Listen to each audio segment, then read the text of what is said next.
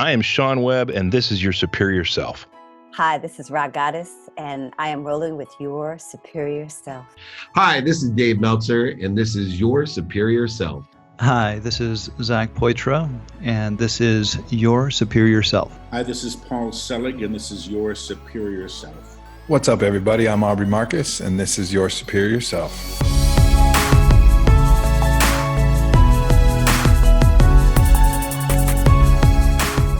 What is up, Superior Nation? Welcome back. I'm Trey Downs, and this is Your Superior Self. Thank you for taking the time to hang out with me today. I appreciate it very much. I have Warren Shaeffer on the show, who is a kind of a big deal. He's the CEO of my favorite new platform, my new favorite online library of first of its kind audio learning, Knowable. It is a platform where you can go and you can get masterclasses and the audio version of it. And you don't have to look at your screen the entire time. You don't have to follow along. You can click on the class that you want and you can set your phone down and you can listen to it. And it's very immersive and it's screen free. And the learning experiences are inspiring. I know that sounds like a commercial, but it's not. I promise you. I have no stock in this platform. I have nothing that I need to let you know about. Oh, I do actually. Type in Superior and you'll get I don't know if it's a percentage or I don't want to say that wrong, but it's a gift from Warren Shaeffer to you. Put in the keyword Superior and he will give you a gift. The gift of knowledge. Yeah, I mean, Warren and I had a great conversation. It was laid back. It was we went all over the place. We talked about our kids. We talked about let's see. Did we talk about him? I think we talked about me more than him. I'm just kidding. He did a great job. He's a great dude. I mean, he's got a stellar resume.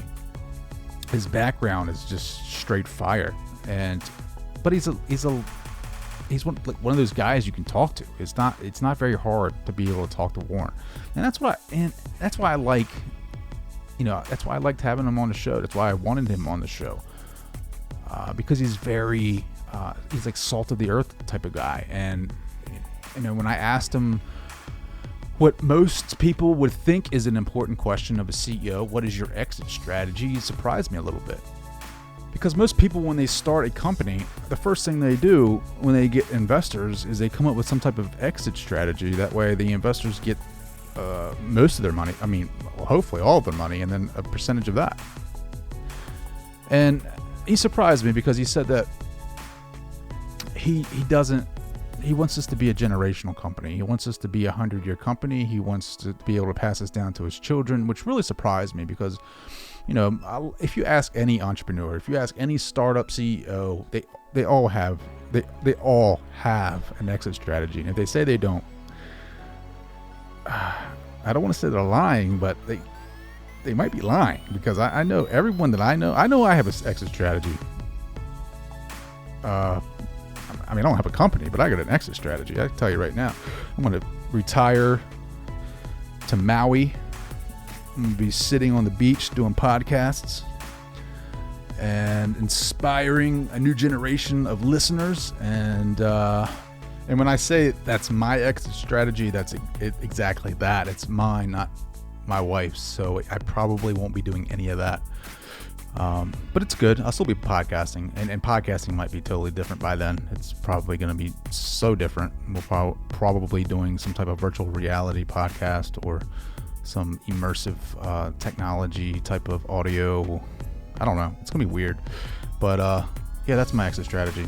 But before you exit this episode, I want you to know that this is a very, very good episode. It is highly one of my favorites. I mean, it is easily one of my favorites because of the fact that we get transparent and we get it's just like a conversation. And I'm excited for you guys to listen because I think there's a lot of knowledge in this, especially if you're a parent and if you are an entrepreneur or CEO.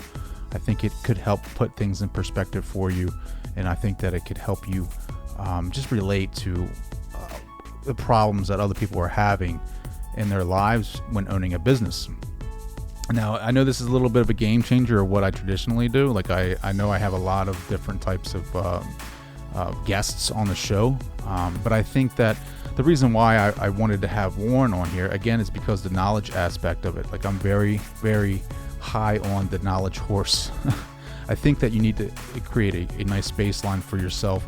Maybe not college, but you have to fire that spark of curiosity inside of yourself. Find things that make you curious, and you have to go after that, because I think knowledge gains more awareness in life, and you start looking at things for yourself, and you're able to gain that experience, which then turns into wisdom.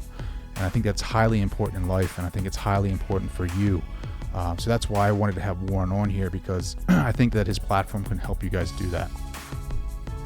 And yeah, I'm pretty stoked about that.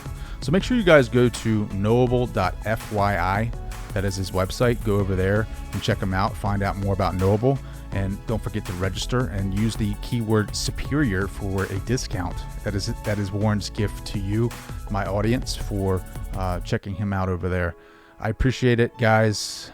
I'm excited. So without further ado, here is my conversation with the man, the myth, the legend, the CEO, Warren Shaeffer. Hi, this is Warren Shaeffer, and you're listening to Your Superior Self. Warren, my man, dude. How are you? Doing great. How are you doing, Trey? Doing well, dude. I'm very interested in what you have going on. Like, I'm very into learning more, gaining more knowledge, and you have a very unique platform called Knowable, right? And you guys use basically, you guys teach people through listening. So it's, I don't want to say, I don't know if Audible is like your competitors. I don't want to bring them up in your interview, but it's similar to that, where it's like a masterclass that is audio based, right? Yeah, we're an audio first learning platform. So not necessarily audio only, but focused on helping people find time in their day for learning. And a lot of people have audio time. So Yeah, I love the Audible part of it though, right? Because like there's a lot of, obviously, in before the pandemic, everyone was, I was listening to podcasts, I was listening to, a lot of Audible based learning platforms, and I think it's amazing. That's how I learn most of my information, is through like an Audible type format. So how did this start for you? I mean, I looked at your profile, and I mean, you're pretty legit, bro.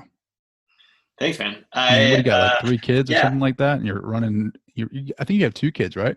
I have 2 kids. I have a third on the way now, though. Oh, so congratulations, dude. Welcome to the club. Full house. Thank you. Yes. So it's a lot. I think it's, You're like a prodigy, though. I mean, you came out of like Harvard. You started your career in startups too, right? I worked in finance for a few years. So I'm first generation American. My parents came over from a communist country in Eastern Europe with basically nothing, and landed in Southern California. I was lucky to have some great teachers in my life who helped me find a love of learning. And I went to Harvard, had some student debt, and I went to work in finance, which paid well and was a really great education coming out of a liberal arts school, but didn't think it was what I wanted to do for the rest of my life. When I was a kid, I had that cliche lemonade stand, and was always interested in this idea of scalability. Actually ended up hiring my friend's sisters, who ended up running the stands, and we kind of just managed the inventory. So caught the bug of scaling and entrepreneurship pretty early. Left finance and moved to LA to be closer to family. And I went through an accelerator program, which is what a lot of startup founders do, and which is what I usually recommend to people who want to start their own company, at least on a venture scale business. Yeah, I mean, but for the blue collar guy like myself who knows nothing about, when I'm not going to Harvard, I'm going to community college, and then I mean, your story is unique. I mean, to go through Harvard and then come out. What was your major in Harvard? I'm assuming economics. I studied government. So wow, nice government. You're a DC guy. I know, right? I'm in the swamp. I'm in the swamp. That's interesting. Why government? It was just the number of classes that I wanted to take were mostly in political science. So I've always liked lots of different subjects, and I thought that political science allowed me to have a breadth of economics and literature and philosophy and explore a bunch of different areas. And I feel like entrepreneurship allows me to do that too. It's awesome, dude. Like what part of government though, right? Like, so did you ever plan on going in office? Like, did you ever, or did you want to work for someone like a senator? I worked in DC for a summer for my congressman from where I grew up, and it kind of turned me off on wanting to really work in politics. I think. Like, what about it though? Like, what happened, dude? What happened? Was it the parties? Was it? The cutthroat competition. I think that there's a lot of gamesmanship that happens in politics, right? And that's not, I'm not saying anything that no one knows, but just seeing it up front, it made me feel like, okay, most people who want to be in politics are in it because a lot of people are doing it because they just want power, I think, and not really like looking for the right answer. And I think the party system really contributes to that. Sure. I do remember going to one meeting where some senior legislator was basically talking about how they didn't want to fund this education bill because it was going to make the other party look bad. And it was just this gamesmanship. And I thought, this is so crazy. It just feels like too much politics in politics, right? To really get things done. And that is true. That is true. I'm actually glad you didn't do it, because now I found out about Knowable, right? I mean, you're not you're not serving a term in DC. You're putting together a learning platform, which I can get behind, man. I'd vote for that. I vote for Knowable. I appreciate the vote. You have my support. Vote with your dollars. I think there's something really a lot closer to truth with business, right? Like you make something and people either want to use it or pay for it or they don't. Sure. And you can just move faster. And I think there's a lot of big issues facing the world today, and we do need good people in office. And there are better people than worse. There are good politicians and bad politicians on a relative scale. And the people who really care about finding good solutions are the ones that resonate. Absolutely. What makes you curious? Like, I'm one of those guys that follow my curiosity. Like that's the one thing. I mean, I love learning. I think I just, once I go down a rabbit hole, like I'm in it, dude. Like I can read every book on that subject. What is it for you? Like, what makes you curious? Pretty much anything, especially with young kids now. It's really amazing to see them just be totally present and get fascinated by the smallest things that as adults we don't notice, right? So my daughter is really into, she'll like follow ants around and just see where they go. And that, so there's sort of a renewed curiosity that comes from just the childlike wonder. But I generally find myself curious about almost anything in the world. I love reading. Really the reason I started this company was I wanted to have more time for learning, but being a new parent, I just couldn't find the time for long video courses. And so hence Knowable. Awesome. Like, how did you come up with that idea? Like, did it just, kind of hit you one day? Was it like something that a buddy said, hey, look, I got this going on. Do you want to join or what? My co-founder and I had run a video business previously, and we were thinking about doing something in the video space again. And we wanted to work in education because we thought it's the highest impact way to improve the world. And we realized that we didn't have time to watch video courses. And I was listening to all these podcasts on my commute and riding my bike and doing dishes. And there was sort of this aha moment of, oh, everyone else is focused on video in the learning space. Audio is this emerging medium, and we have an opportunity to help more people fit learning into their life in a structured way, right? So podcasts aren't, you've got over 100 episodes now of your podcast, right? But you probably have a course in you of, hey, I want to walk you through A to Z, how to do this, right? Like, here's what I've learned about this particular subject. And podcasts today aren't really meant for that kind of didactic A to Z learning. And so we saw an opportunity to create a new format and help more people learn and teach through audio, frankly. That's awesome, man. I appreciate that. What is the most popular course that you guys have?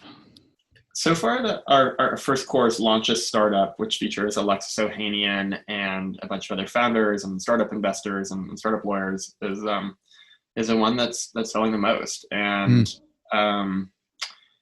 Alexis is an amazing, I don't know if you know him, he's the co-founder of Reddit, and then he's married to Serena Williams. Really? Yeah. I didn't know that. And Well, how do you find them? Do you just kind of like you reach out to them and say, hey, I got this company called Knowable. I want to do a class and I want you to come work with us. Like, is that how that works? We met him earlier. So he ended up being an investor in our video business. And we went to him with this idea. We said, hey, we have this idea. It's kind of like masterclass for audio. And you're like the most famous person we know. Do you want to be our guinea pig? And he responded really quickly and was like, yes, super interested. I want to be involved as an investor. And I also want to, I'm willing to work with you guys on this. You need to get a hold of Steven Kotler, man. Like you need Steven Kotler. Do you know him? He's an author. Come on, man. How do you not know Steven Kotler? Steven Kotler. Steven Kotler. Got a lot to learn. He's one of my favorite authors. He talks about flow states. He has a class on Chase Jarvis. You know him, right?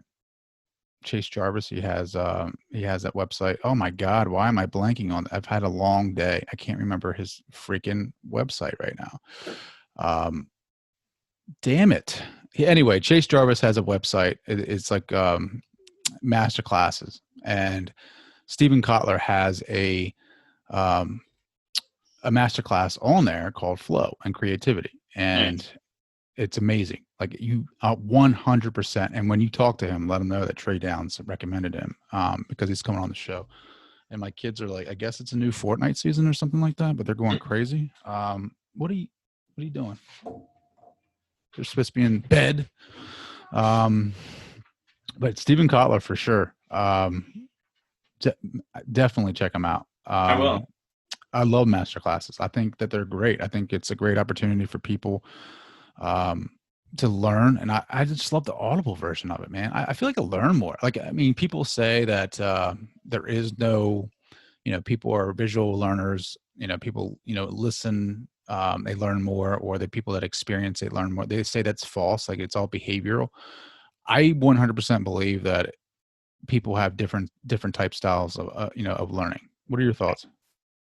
Yeah, I think different people have different preferences. At the end of the day, it's what you have available, right? So even if you're a visual learner, but you have a bunch of time every day to listen to something on a walk or a run or doing dishes, that's still better than just listening to music, right? If you're trying to learn something. I guess. I mean, unless you really, really love music. I mean, I don't know, dude. Like, I think it's all about what do you know Richard Saul Wurman? He's the original founder of TED. And I watched one of his talks, and he said basically, learning is basically remembering things that you like.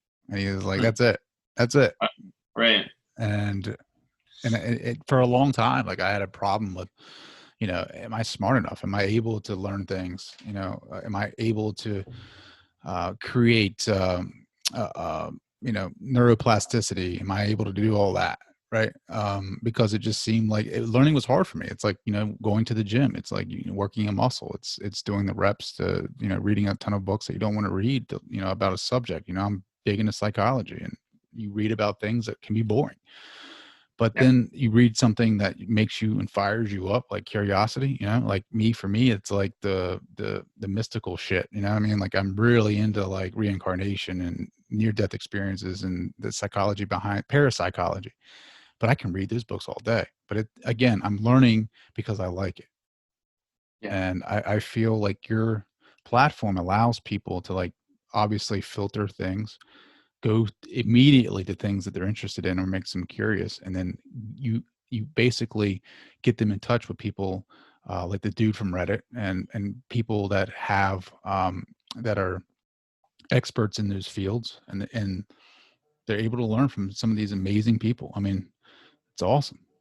Thanks. Yeah, it is cool. It's cool to see people's curiosity get filled. And going back to the audio versus video question, I think too, one thing that's cool about audio today is if you're on your phone trying to watch something, it's really distracting because you get a text message, you get it's really easy. You're one swipe away from YouTube or Instagram. Whereas with audio, and I think this is why a lot of people are tuning into podcasts, is it's actually ironically more immersive, right? You don't have that temptation of like, oh, I'm going to go toggle to something else. You can really kind of focus in on what you're listening to and tune out the distraction of the phone or the computer. So Yeah, absolutely. And then that's another reason why I think audio is an interesting learning format today.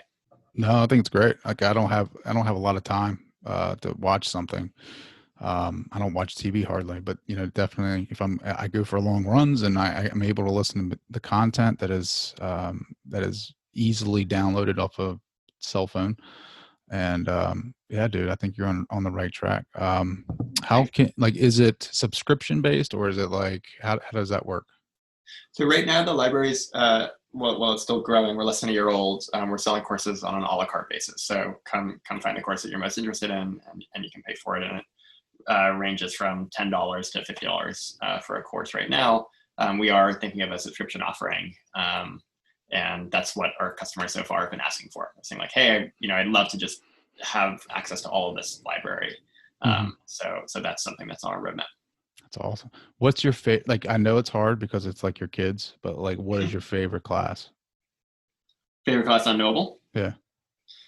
Oof. I know, man. I know it's tough. Asking the hard questions.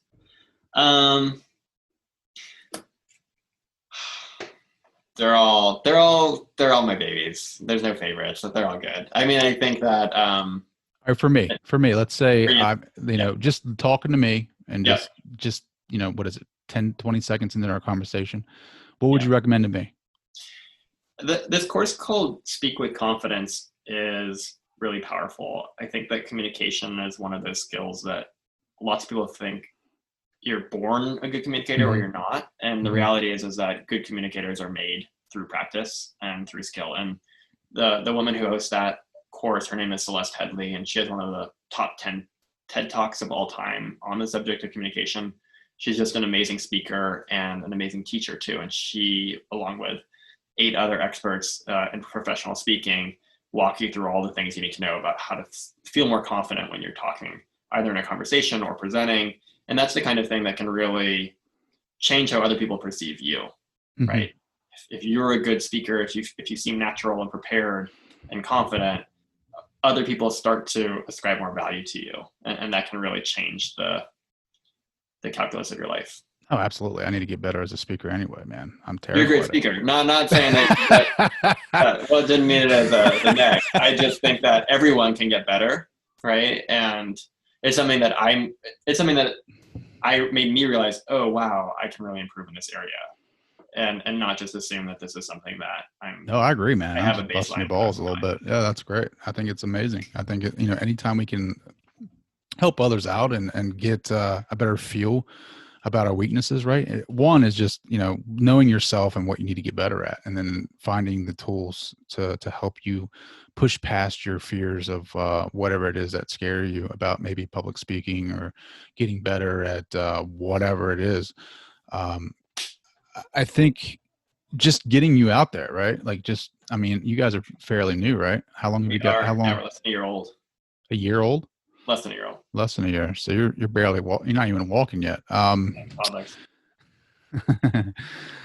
mean, yeah, dude, I think it's awesome. What I mean, out of this whole so did it all right, obviously you had this idea, you have you have this market. Is it been easy for you to launch this? Like, have there been issues? Have there been times where you thought, man, this is not going to work? Yeah, when we first came up with the idea, when I had this aha moment, I was listening to a podcast. I was like, oh my God, we should just do audio because I love audio. And there's what an opportunity. And I went to my friend who I knew who ran a successful podcast company. And I pitched him the idea and he looked at me and he said, that'll never work.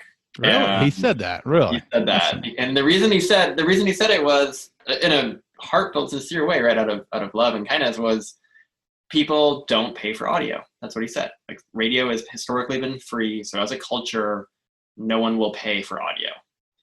And I walked away from that meeting feeling really dejected and sad and thinking, yeah, shit, no one pays for audio. but I had this gnawing feeling of like, wait, is that really true? And when we dug deeper, we thought, what about audiobooks, right? Like people are paying for audiobooks. And then we did our research and realized that audiobooks are actually the only category of publishing that's growing. They're growing at 30% year over year. So Audible is this big, massive company now that Amazon owns, of course. They'll probably end up owning you at some point. So what's that? So they'll probably end up owning you at some point. Hopefully not. Yeah. trying to stay independent and add a little diversity. Well, is that the goal? Like, I mean, as a startup, right? Yeah. Like, most startups are built for being sold at some point. That exit strategy. I mean, everyone has an exit. Everyone has an exit strategy at the end, investors. But like, your goal. What is your goal? Where do you want to go with this? We want this to be a generational company, like a really you want to good pass this for down to the you kids? learning platform. Yeah, really. Like, my co-founder and I, done a couple other businesses, and the goal is to see this one to make 100-year company, right? And something that really feels like it's adding value to the world, and customers can come in and learn new things, and teachers can come in and turn their knowledge into a business. I wonder if you can do things with like school systems and school districts, right? Like, especially with the pandemic now, you know what I mean? Like, I wonder if you can get with like colleges and shit and like create, get with the departments and see if you guys could like do some curriculum that's going to get credits for colleges. You know what I mean? Yeah. College courses are so expensive. And so if you can offer certification in a way that doesn't feel right, just find the very best teacher for a topic and even the certification parts, right? Like even like the certification parts would be huge. That's one step towards, because if you think about it, there's this big anti-college movement saying, a lot of people are saying that you don't need college. I need college because I need that baseline. Like I need that baseline to help me get a little bit more polished in how I speak and how I present myself. And some of the baseline knowledge is useful, obviously, in business. But a lot of people believe in experience. They believe that experience is more powerful than the college credit. But if you can get like certifications in there, like you could be deadly, man. Yeah, and useful too, which I think is the long-term goal. Absolutely. If you're going to be a 100-year company, and just think, a pandemic, a lot of these opportunities, you got to take advantage of that as an entrepreneur. Like you got to see, everybody, obviously a pandemic is something terrible, but you got to be able to see, like I'm looking at colleges now and I'm like, how the hell are you not online? Like, I just don't get it, dude. Like I'm currently going back to school, psychology, and the college, I'm not going to drop its name and, whatever, but their professors are a little bit older and they're not familiar with online courses. And it's like, how can you compete in today's world, Yeah. Because you got like Universal, Purdue University, it's global. And I don't know, man, I just think there's a huge opportunity for you. I think so. I think we're going to see a huge change in online learning. The price that colleges are charging people for courses, right, it's exorbitant, and it's causing a lot of people to go into debt and then starting their lives, or even mid-career, coming out with a lot of debt. That's not a great value proposition. No, man. Did you know that veterinarians have like the highest suicide rate among all occupations? Like because of that, because like student debt. A friend works in the pet care business and told me that statistic. It's crazy. I think it's blew my mind, man. Like it blew my mind that was just that high. Obviously, you think about it, right? It's not just a student debt. It's you go emotional roller coaster. You're bringing a puppy into this world, and next thing you know, you're taking them out. It's crazy. Yeah, it's not a pretty business, and I think vets see a lot of animal patients that can't afford the operations that would make them better, and so then they're ending up having to either do things on a free basis or putting animals down, right? Yeah, which is not the reason that somebody really becomes a vet, hopefully. Well, how are you making out in your role as CEO? Have you been a CEO before? Obviously you were involved in startups, and you have a pretty good background for experience and a really good education. Like, how are you making out? Like, as a brand new father, as a brand new CEO, like how are you doing? I think there are good days and bad days, and I How always old are you? How old are you? I'm 35. 35. So I'm 37. Okay. Do you ever feel the pressures as a dad? Of course. Yeah, Every day. like as a Yeah. CEO, like, I mean, this It's is not crazy. guaranteed, bro. This is like you're an entrepreneur. Yeah. I think that it's hard to find the right balance. So practicing kindness to others and to myself has been a real effort of mine. That feels like a real priority goal for me, right? Because I just can't do everything. I can't be a perfect dad and a perfect CEO and a perfect member of the world today. There are just limits. So trying to find space for acknowledging, like, I'm just going to do the best I can and try to make progress every day and be in competition with myself and not with other people, right? Of like, how can I be my best version? And that's what your podcast is about, right? Of like, how do we all find the way to be a little bit better each day or each year? Well, how do you do that? Like, how do you do that, Warren? Like, Yeah. what is it? What are you doing, like, on a daily basis? I mean, I know you're stressed out. Like, you got to be stressed out as a dad and a CEO. But like, what are some of the methods that you're using to be that better self? I am a big believer in the power of habits, right? And so, what are so really trying to cultivate good habits. The book that I found most helpful around habits has a really cheesy title, but I think it's really powerful. It's called Miracle Morning. It's by this guy, Hal Elrod. Yeah, And I read that. That's actually really good. Yeah. Yeah. Hal's a good dude. He is a good dude. Yeah, you can tell he really cares and believes in what he's talking about.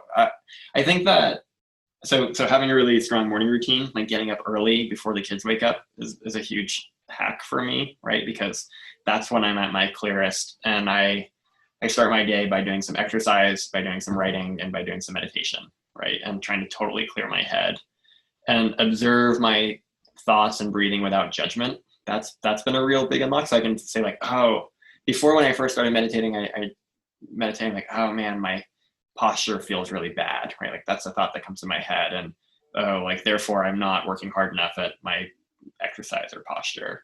And now I'm just noticing, oh wow, I'm noticing myself being really mean to myself, right? Like, you get that little extra layer of awareness if you can build that meditation practice. And that's been super, super helpful, because having a moment of pause when things feel stressful, to put things into perspective and notice, am I seeing things the way they really are? Or is there an alternative story here that I could be, focusing on, right? Like, are things really as bad as they seem today, right? Or could I take a step back and think of some way to solve this problem? So long-winded answer, but at the core of it, Oh man, that's like the most you talked the entire time. I love it. I'm just messing. Finally, I had something to say. Finally, that's amazing. It was the best answer yet, man. I find what about myself. What have you done? Here we go. My man's opening up a little bit. He's feeling confident. What's up? What's the question? That's right. All right, now we're here. Tell me what you found to be most helpful. You're balancing a podcast. You've got kids. The world is crazy. You're putting food on the table, going to school. That's a lot. What have you found that's most helpful? It might sound a little woohoo. Beingness. Being in the moment, being present 100%, not worrying about the past or the future, don't worrying about where I have to be next, but being here, like being, fully present for you, Warren, and being like emotionally here, like, loving the conversation, just enjoying you. And then I try to do that with my kids. When I'm with my kids, I'm 100% there. Like, my heart is 100% there. When I'm at work, I'm 100% there. Yeah. In school, I just love, like, I'm like you, man. I love learning. I love learning new things. I mean, I had to get through the dumb shit, the basics, but that's just part of the workload. You got to get through it. You got to get through the tough stuff. And, I do a lot of running in the morning. I get up at 5 o'clock. I go for a 5-6 mile run, 4, 3, whatever. And that's like me clearing off all that crud that's on me from the previous day. Get my mind right, come back, do some meditation if I have time, and just kind of like talk to my higher self. Like, I'm very spiritual. I believe in a lot of different things. And I try to love others, like, and just love them, man. Like, I see the ego in a lot of people. I see the ego in business and entrepreneurs. And I try not, that was me for a while. Like I was just trying to be the best at everything. And it's not about that. It's about the beingness, being able to sit back and see that, I feel like I'm in a movie now. Like I sit back and I see the world and it's just a big fucking movie. And just realize that people just don't know who they are and what their true capabilities are. Like Right. for you, you know what I mean? Like your kids, like, I know as a CEO, there's a lot of things, there's people that you have to pay. There's people that are you're supporting, and it's tough. But at the same day, like you got to realize that, you're powerful, man, not just because you're in a CEO position, but because you're who you are, man. You're Warren Shaeffer, and the being that is Warren Shaeffer is so much more powerful than a CEO. Thanks for sharing that.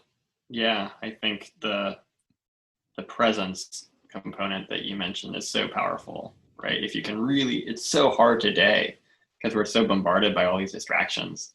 But if you can compartmentalize your schedule in such a way that, okay, when you're talking with someone, you're really talking with them, right? And I think the whole Zoom stuff is so painful because we lose that eye contact that evolutionarily we're trained to have. Like, you're looking at somebody on Zoom, but they can't really tell if you're looking at them in the eyes or not. And I think that makes it even harder to feel present with other people today. So that's something I think a lot of people are struggling with, myself included. But the more that I can be present, the more effective I feel, right? I'm with my kids. I really want to be there with my kids. I really want to listen to what my kid is saying and not be thinking about work. And vice versa, right? If I'm at work, I really want to be there for my employees. It is tough. It's not easy. It's tough because it's like you got, like I said, you got a lot of shit going on, and you carry it with you, and you don't realize you carry it with you. It's so hard to stay present, right? I mean, just case in point, like really easy to say and really hard to do. Do you ever? How old are your kids, Trey? 10, 8, and one for right now. She'll be 2 in December. Okay. My daughter will sometimes catch me not being present, and she knows so quickly if I'm thinking about anything but being present. And she'll be like, "What are you thinking about? Are you thinking about work?" Like as soon as She call you out like that? Oh my gosh, it's like The Shining. It's incredible. And it's such a great reminder. I'm Does sad. she do that more than your wife though? Like, does your wife call you out? Totally. She'll know immediately as soon as I start thinking about work. Like I'm drifting, she'll just be like, "What are you thinking about work?" And you feel guilty, and you're like, "Oh." I do, yeah. Well, I immediately just feel like, oh man, I am, yes, and I don't want to be doing that. I want. What's one thing you could change about your work? Like what? Like seriously, like what would the emails, texts, calls, like what? It's tough. It's tough. I don't know. It's a lot though. Yeah, I think I miss having time to do focused work. Like I feel like a lot of my job is kind of routing information, right? And routing. So like, what do you mean, like routing, like delegation? Like delegating or asking, yeah, or setting priorities and then asking other people to kind of execute, right? And trying to find ways to where like I can get stuff off my plate so that I can focus on other tasks. But oftentimes I feel like I don't get that sense of mastery, right? Like if you're doing the same thing over and over again, right? If you're just playing guitar, right? Like you're getting better and better at it every day. Whereas like, I think when you're leading a fast growing startup, your job is to kind of go figure out the thing that no one else has figured out yet. And so almost by definition, you kind of suck at it until you don't. So on one hand, it's really fun because I get to try to solve new problems. But on the other hand, it feels frustrating because I feel sometimes like, oh, yeah, but everybody sucks at it. I mean, how many people are CEOs? You know what I mean? Like, especially in your department of, audible or audio learning. Yeah.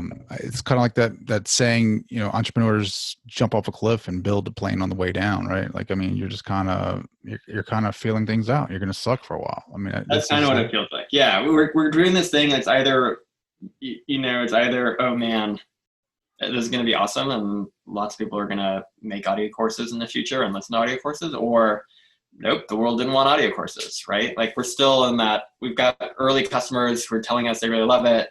we're still finding our way to really grow. And like you said, we're in the toddler phase, right? So Yeah. Do you fear failure at all? Like, do you fear that for yourself? Like, let me ask you this. Like, yeah. If this company fails, do you feel like you failed?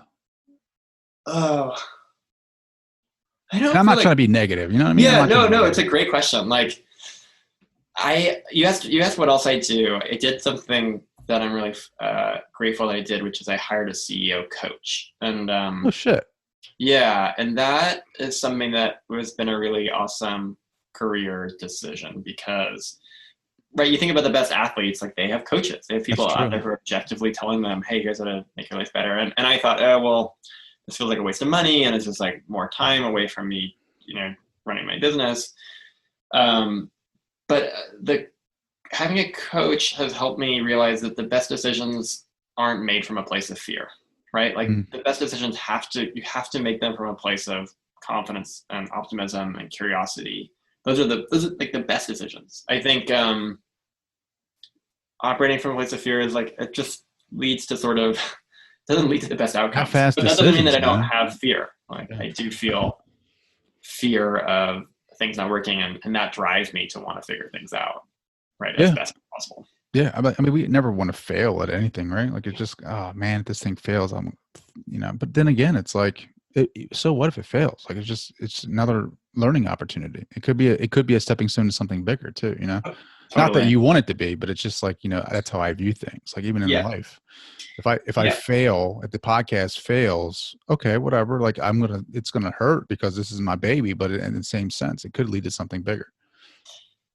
I completely agree with that thinking. And there was this idea drilled into me as an entrepreneur early, which is startups really only fail for two reasons. They run out of money or the founder quits, right? So like sometimes like the idea might fail and like your company might fail, but like it could live on if you just keep working at it, right? Or find some other way to make it work.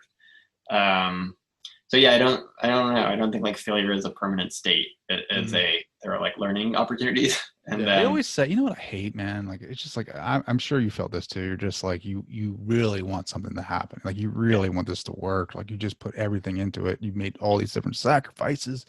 You're staying up late. You're neglecting your kids at some point. You're like, just show me a glimpse that this thing's going to be like successful. Like, I mean, I find myself like, I have people that come on the show that have special gifts or talents, psychics, mediums, whatever. And I'm always like, just fucking tell me if I want to make it, dude. Cause like, I can't take the suspense anymore, man. Cause like I put so much effort into this, right? Like I put so much effort. I love having conversations. I feel one with the universe. And it's like, how much more is there? You know what I mean? And I get it. And they're always saying, well, if you're happy doing it, then you are successful. But it's like, you know what? I know that, but it's also like, I want to go to the next level. And then I feel guilty because I want to go to the next level. And then it's like, am I doing this shit for the right reasons? So I know you struggle with the same shit, man. You know what I mean? Like you want to know if you're going to make it, right? And you just want to fucking know. It's just, and there's no way. But then people are like, the journey is the ride. The journey is the success. It's the journey. It's the ride. It's like, man. Yeah. It's just stressful. It is a challenge. I think it helps to try to enjoy it, right? Like it is, but try to enjoy it, right? But it's taking that step back, and saying, man, just fucking breathe, bro. Meditate. Totally. Yeah. Gratitude is a really good practice. Do you do affirmations at all in the morning? I haven't gotten those into my daily habit. Sometimes I'll do them. I always feel. Do you feel weird about that shit? I do sometimes feel a little weird doing the affirmations. I practice gratitude pretty regularly. Every day, basically, write down 3 things that I'm thankful for, and 3 things that I try to find something from the previous day that was unexpected, or like someone or something that made my life better. And that I found it just really helps. It puts things in perspective, right? Yeah. I find it's so important. I want to call something out, which is something that I've learned, which is it's really easy to fail like a failure if you don't define what success is, right? So if my goal for success is like I have to have $1 billion company, then every day I'm failing, right? Because like I'm not a $1 billion company yet. That's not a good metric for success. Like it doesn't set me up to hit that goal. So I have to kind of redefine what the goals are and break it down into achievable chunks, right? So be like, hey, my goal right now is to get to 200 podcast episodes and this number of listeners, right? Not to be Joe Rogan tomorrow. Like that's unrealistic. Sure. No, I agree with that. I agree with that. But the problem is that my fucking ego tells me I want to be Joe Rogan tomorrow, and then I'm like, you know what I mean? Like, do you want to be a $1 billion company? Yeah, we've got investors. We want to build something that a lot of people want to use and adds value. And I think market cap is a proxy for that. So yeah, we want to be. I just get scared sometimes. Like if I ever get to that point, like, will it be enough? Like, do you ever think about that? Like, I was listening to something recently. It was the Knowable course on money mindset. We've got a course on money mindset, and the anecdote was basically, party in the Hamptons, this rich hedge fund manager is talking with this author, and the hedge fund manager basically brags and says, like, I make more money in a year than you'll make in your whole life. And the author says, yeah, but I've got something that you don't and that you'll never have, and it's enough, right? And I think just like this is why I think it's not about them. For me, like, money just means that we've built something that a lot of people want to use, which is awesome, right? That to me is the big driver, right? Like I already feel like my material needs are met for the most part. Like obviously I want my kids to be well taken care of and have health insurance and, never have to worry about that. But like there's a diminishing marginal return to money. Like money doesn't make you happy. Like I think finding the things that make you happy is what makes you happy. And there's kind of like four things that make you happy. It's in positive psychology. It's a sense of growth, relationships, a sense of doing something bigger than yourself. That's like meaning. And I forgot what the fourth one was, but I just go off of Maslow's hierarchy of needs. The pyramid. That's what I do. That's how I gauge it a little bit. But yeah. You're right on. That's one of the fears that I have, and that's why I try to come from a place of, I'm not doing this just for me. I'm trying to show my kids as well that they can 100% like they can change the reality. Like we've already created our reality. Like you and I are speaking here. You've created Knowable. I've created Your Superior Self. Like we've created this reality. However, let's say they want to change the reality. They want to do something different. Like I want to show them that you can do that. And recording these episodes and putting this out there to the universe, like this, my grandkids will be listening to this, like they're going to be able to listen to old Pop Trey and Mr. Warren Shaeffer, talk about life and talk about what it is to be enough. And, this right here is priceless. This is, this moment right here, sharing it with you, man. And I really do appreciate it. Is what life is about. It's about enjoying the moments and being 100% in it and realizing the power and the infinite choices and options that we have. I'm enjoying it. I'm glad you're here. I appreciate you making this. Yeah, I know you're busy and I'm busy, but it's nice to have these conversations with people and, talk about ways that we can all step back and appreciate what we have and figure out ways to be even better and improve and enjoy it more. I subscribe to this newsletter. It's basically the only newsletter that I'm reading regularly, which is Daily Dad. Have you seen this? Daily Dad? No, I have not. It's really good. It's by Ryan Holiday. Ryan Holiday. Yeah, he's written a bunch of books about Stoics and Stoicism, and I think his most popular book is called The Obstacle is the Way.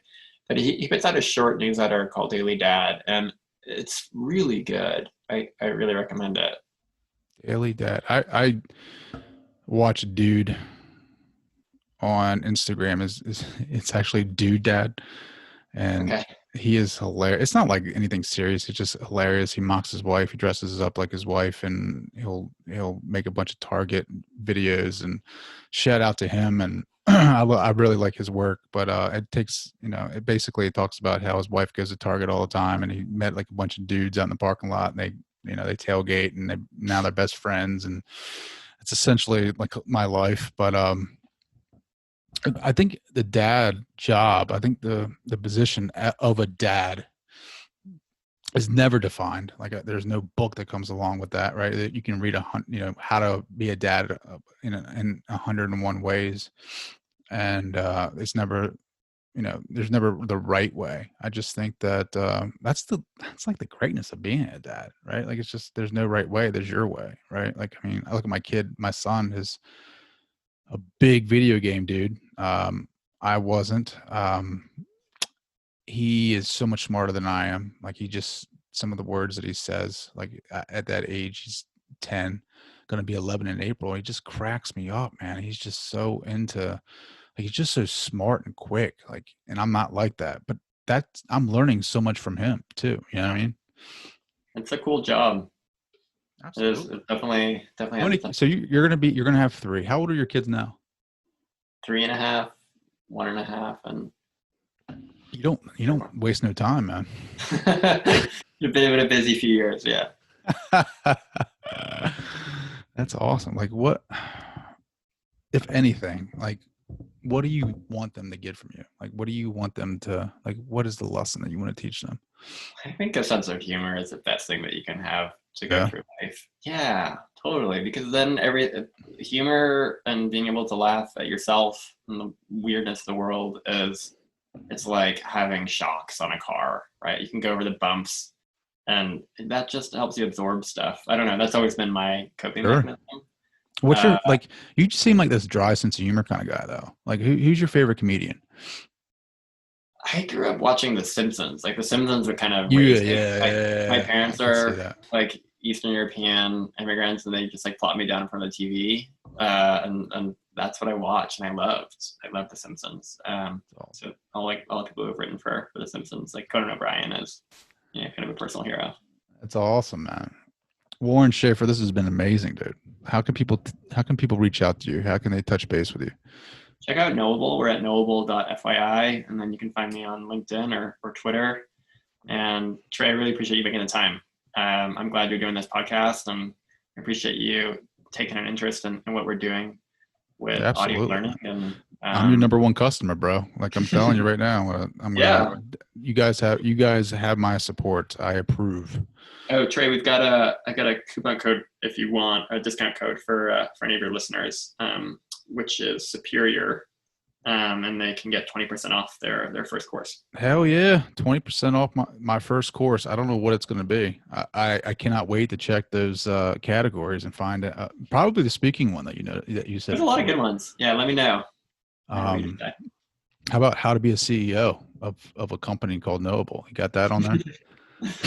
I'll give you that. We can talk about that anytime. You need to create your own course, man. You know that, right? Like very small market. Yeah. But I mean, still though. Last question, kind of a big question. Right. What do you want your legacy to be? Whoa. Damn. That is a big question. I know it's going to be a good one though. I think we're all here to just be our best selves. Right? Like it's just about trying to reach your potential. And so for me, I feel really lucky. I feel like I've been given a lot, and I want to leave the world better than I found it. And that means be a good role model for my kids, and be supportive for the people in my life. And, I really do hope that Knowable is a lasting company. It feels like a really scalable way to have a positive impact on the world. There's this quote I like by the science fiction writer H.G. Wells, which is that humanity is in a race between education and catastrophe. And my hope is that Knowable helps people get more educated and find things that they're interested in learning, and that we avoid catastrophe as a species, but we'll see. Well, me too, brother. I just want to say thanks, man. Thanks for coming on the show. Thanks for hanging out. Thank you for sharing this time and really connecting. And I know that people are really going to enjoy Knowable. Definitely go out, guys, and sign up or buy the subscription when that's available. But use the coupon code Superior, get 20% off your first course, and let Warren know what you guys think. Warren, brother, thank you. Really enjoyed it. Thanks again. I want to say thank you to Warren for joining the show. I want to say thank you to you, the listener, for hanging out and just being present in the moment with Warren and I. Thank you guys so much. I hope you enjoy the rest of your week and enjoy the weekend. Guys, I can't wait to talk to you on Monday. Stay safe. I'll talk to you later.